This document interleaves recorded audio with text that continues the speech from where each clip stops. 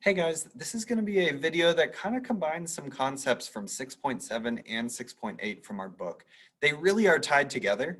So we're going to be looking at them in conjunction, the remainder and factor theorems and what that can do for our higher order polynomials. It's been a long chapter. We've gone through a lot of material, and now we're finally getting to kind of the payout at the end that's tying lots of things together.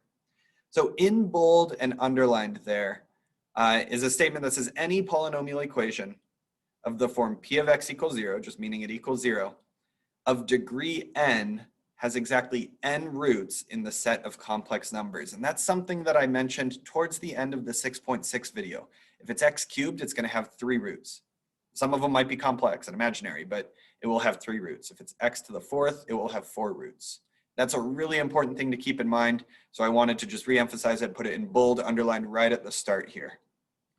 But what I really want to talk about now, and what will be the focus of what we're looking at in this video, is synthetic again. We saw synthetic division. Now we're talking about synthetic substitution. Now it's just a way to evaluate polynomials and figure out what f of 5 is or f of 2 is. But it's really useful if we have high degree polynomials.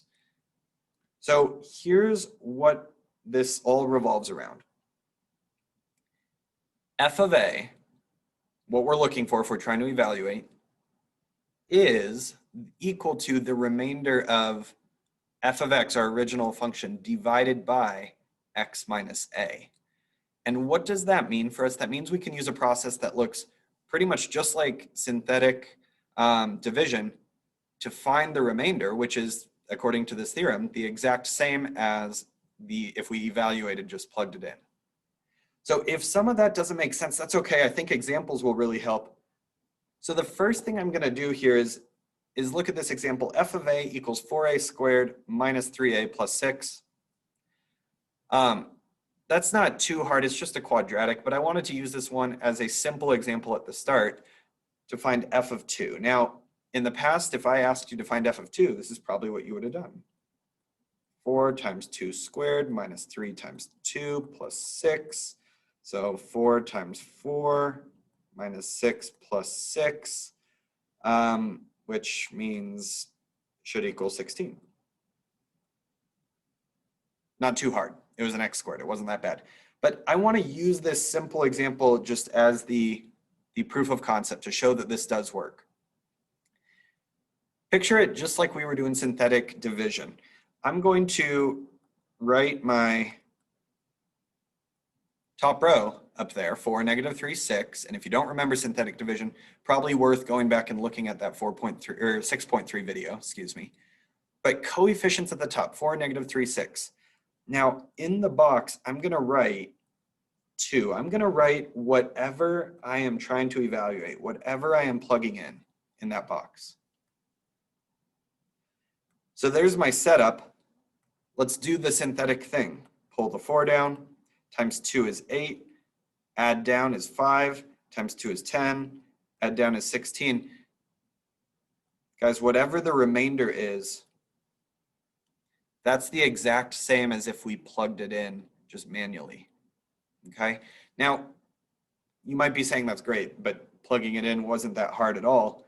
Sometimes it'll be harder than other times. So like, for example, f of x equals 2x to the 4th minus 5x squared plus 8x minus 7. What is f of 6? I mean, this could be kind of a pain, especially if, let's say this was on a no calculator portion of a test. I don't really know what 6 to the 4th is. And so, sorry, that should have been a 6. Could I do this? Yes, but it might take a little more time and effort because those higher powers, 6 to the 4th, I got to figure out what that is.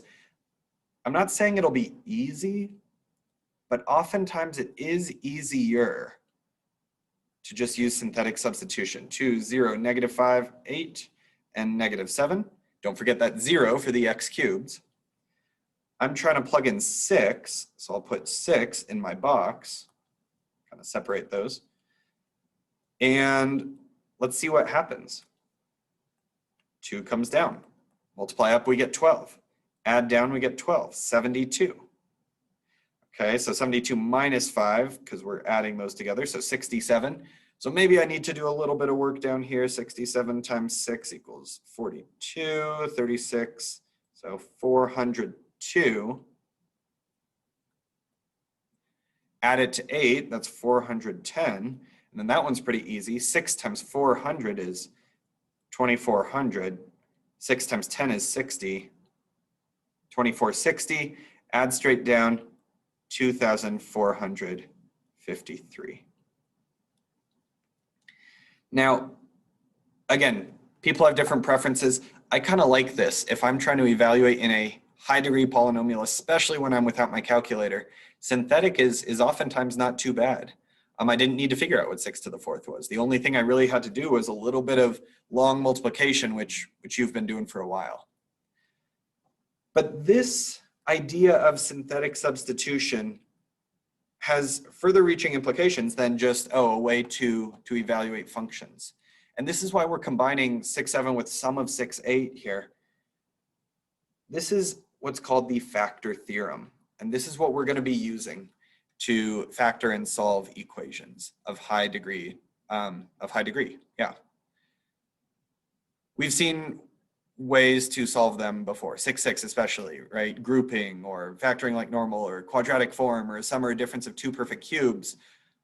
But what if all these great strategies, what if they just don't work? They require the problems to be kind of in a nice setup. And so this final strategy of chapter 6 is going to show us a way to find factors kind of by brute force, by trying a bunch of things until we find one, and then it becomes way simpler.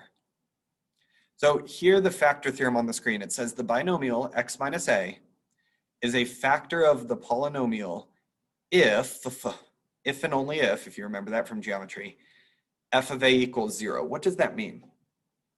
If we evaluate the function for a number and it evaluates to 0, well, that means it's hitting the x-axis. Think about it as a graph. If it equals 0, the y value, that means we're hitting the x-axis, which means it's a root, which means x minus a is a factor.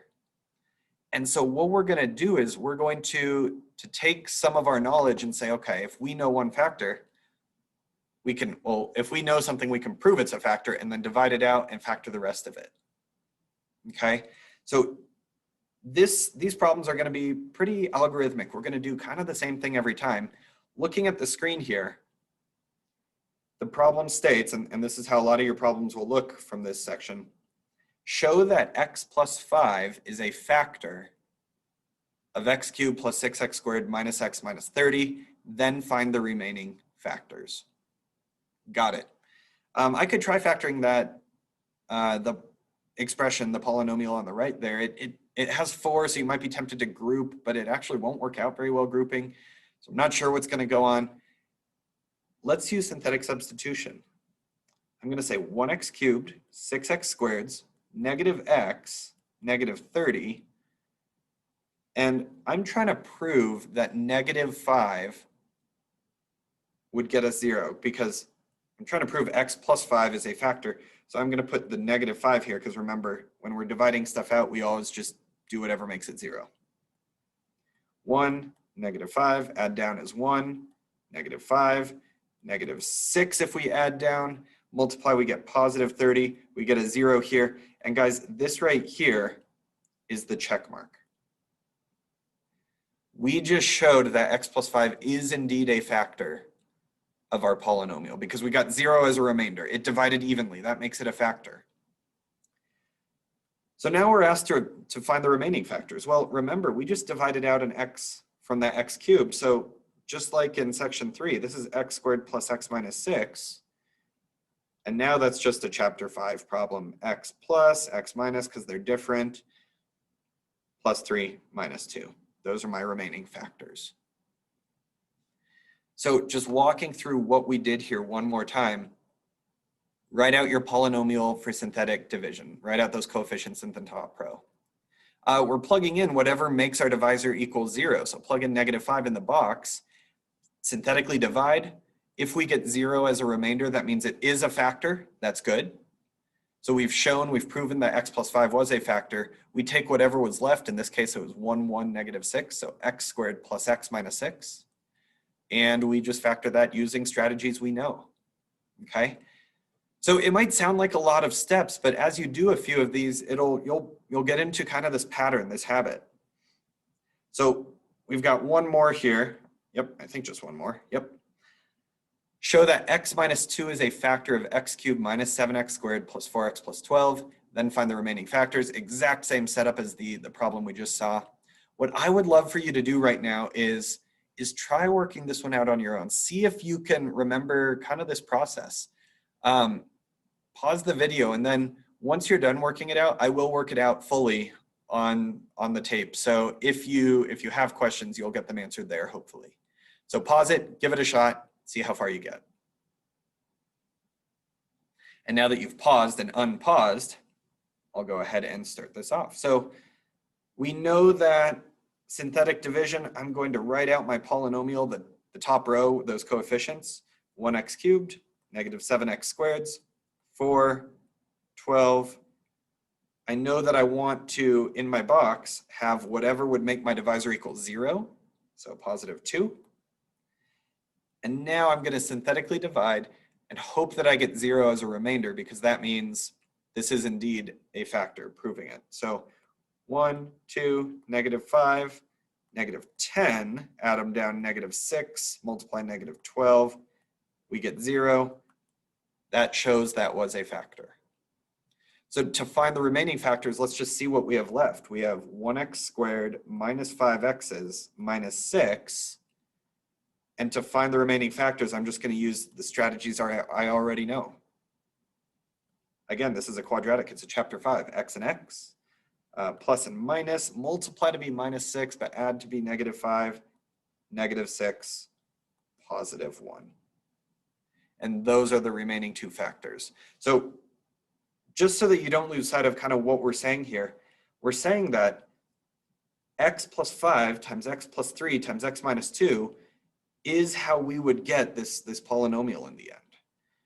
X minus 2 times x plus 1 times x minus 6 is how we would get this polynomial that we started with.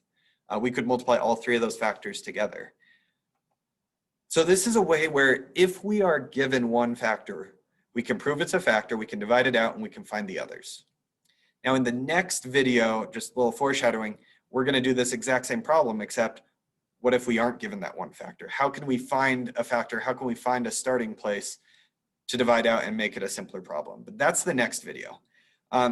Work on these practice problems that use this skill. Hopefully this made sense. Ask me questions next time we meet if it didn't, if you have questions or just want to clarify something.